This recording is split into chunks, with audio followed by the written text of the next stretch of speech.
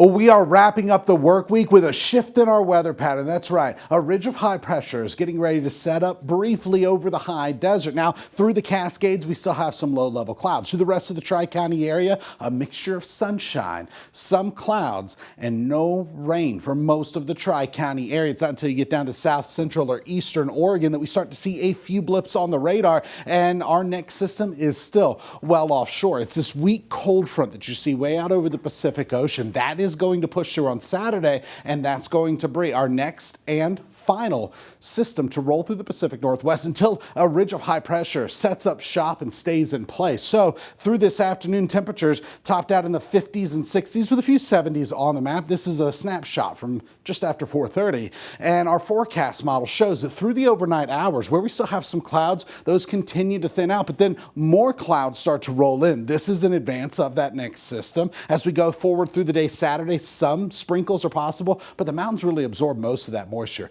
A little bit of fog Saturday night going into Sunday, and then sunshine. Once we get into that sunny pattern, that's when we're going to stay there. And it's going to be after this cold front rolls through. So Saturday, 60s and 50s. By Sunday, still 60s and 50s, but getting toward that sunshine. Once high pressure sets itself over the Pacific Northwest, that's when we're looking at a warming trend that brings us back into the 70s. So tonight, 30s, a few 40s and 20s out there. Here's your 7-day planner. We really start to warm up next week, staying in the 70s through Thursday, then another front.